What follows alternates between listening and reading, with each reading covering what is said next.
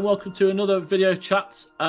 This time we're going to talk about a very exciting game on the Nintendo Switch called The Legend of Zelda Echoes of Wisdom, which I believe is the first time you've played a Zelda in a Zelda game, funnily enough. Anyway, I'm going to stop waffling and hand over to Mr. Adam Cook, who's been playing this. How are you doing, mate? I'm really good, and I'll be completely upfront with you. I have not been able to stop thinking about this damn game since I played it.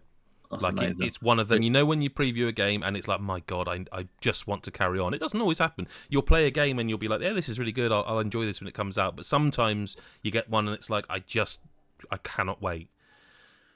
It looks amazing, man. It just like obviously there's a certain caliber of like quality when you come to these games, these Zelda games, and it looks very familiar to the other kind of chibi game that Nintendo did with Zelda, that remake. But I don't know where to start really. Like, well, look, I can help here, right? Because there is a little element, and I'm not speaking for everyone, but there is an element where I think people are kind of assuming the Switch is nearing the end of its like life cycle, and the new consoles on the horizon. And I get the feeling that there are people who think it's not quite the tippy top tier that Nintendo is used to, because they're just, not prolonging it, but they are putting out a few games. I liked the Princess Peach game, but I do understand people who would say it was like not quite Breath of the Wild or Mario Odyssey.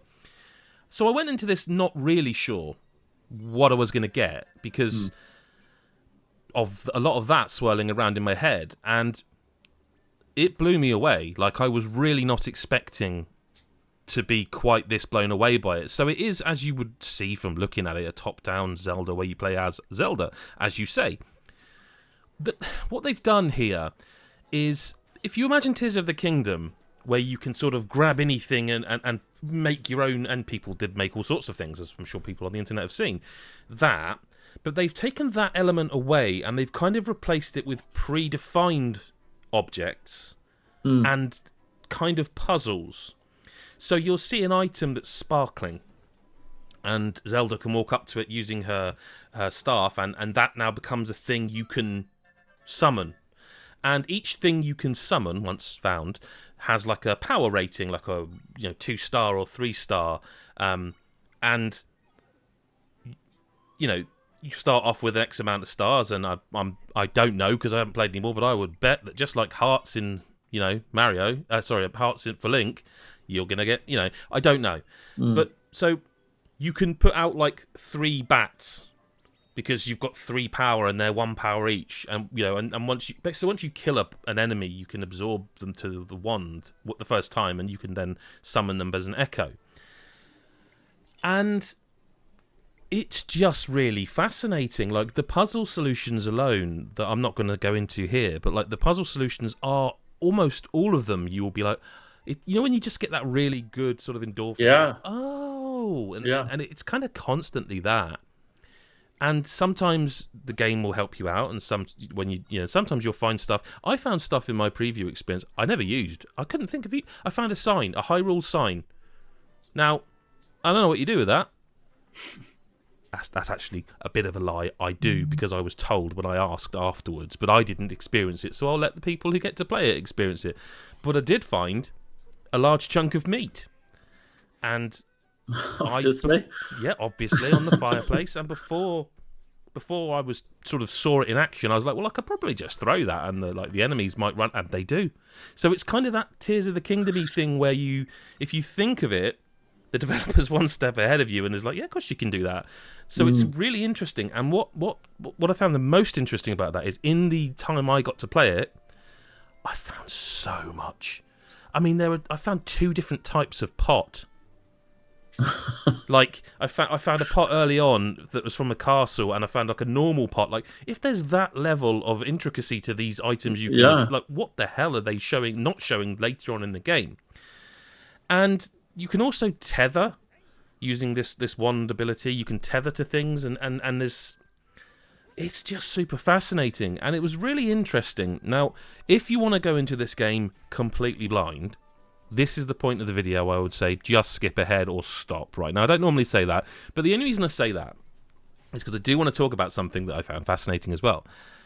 I thought it was going to be the end of the preview, because like Nintendo are always very cautious of spoilers. Yeah. But they've actually put this out as a trailer now that you can, how to phrase it, become Link for a temporary amount of time. Okay. I'm not even going to go into how or why that happens, because I want people to experience it, because it was genuinely one of those like, oh my god, this is so much more than I thought it was going to. Because I figured, from what they'd shown, yes, puzzle game, there's no direct combat, you can summon bats that will attack other enemies, and you can do that. I didn't think there would be direct combat like this, but when it happened, I was like, oh, I actually called someone over and said, "This is the point where." They're like, "No, carry on." Okay, really? We can talk about this. I can show this. It's like, yeah, it's fine. Cool. Right. Okay. Because it was one of those moments, and like I say, they've now released a trailer and that, and it makes me think, if they're letting people see that, what else? What the hell is later on in this game? It's been quite some time since I came away, and it wasn't just me. If you go over to godisageek.com, you'll read Sean Smith's written preview, and he and I have both been the same. We both played the same section of the game, sat next to one another, and we were both just walked up. The drive home was like, that game, this is... I need this now. Like, this has gone from a game, of course I'm going to play it, it's a Nintendo first-party game, of course I'm going to play it, it's a Zelda game, to like, oh... this is actually going to be one in the end of the year discussions we're talking about. It's that kind of game. I didn't realise it was going to be that level of quality. I didn't realise it was going to be that sort of clever. Yeah, like, it blew me away, genuinely. I've been to many, many Nintendo previews, and I've previewed many, many Nintendo games, and they're always of a high standard. But there is definitely, like, when you look at Princess Peach, I don't want to keep harping on about that. I thought it was a good game. I enjoyed it a lot. But you could tell it wasn't like a Mario Odyssey tier. This definitely is. This is top tier, and I really wasn't expecting it. That's amazing, though. That's good to hear. Because one of the things I've got is dungeons. Yes. Are there like? Yep. Yeah, it's a Zelda top-down game. It also does the thing from the remake, the Chibi remake from... God, when was that? I've actually got it on the shelf behind me. It was a long time ago. It was a while back now. It does that thing of it transitions to 2D. When you go down a ladder or something. Oh. So you don't just go down a ladder and appear in the next bit. Now you go down a ladder, you go in a 2D section. And again, what I really liked about it is it does this Tears of the Kingdom thing, whereas it gives you the tools, it gives you a little bit of a nudge, but it kind of also lets you just work it out. You just get it. You just get it. But yeah, there are dungeons and there are bosses. Yep. It sounds so good. But you always wonder how they're going to make it different to the last, or how it's going to feel different. It's another Zelda game, or it's another Mario game, but they always seem to pull it off. And like you say about properly not expecting this, like I went in expecting, well, it'll be a Zelda game. It's going to be good because, like, it's Zelda. It's like Mario. They don't tend to put out like their premium mascot characters in sort of bad games. But I don't know why.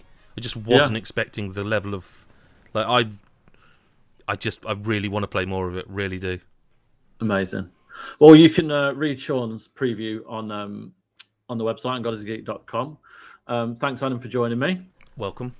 And if you hit that subscribe button, click like, keep up to date with God is a Geek, follow our Patreon, patreon.com/God is a Geek. Sign up for as little as $1 a month to get all exclusive content early, all the whole business.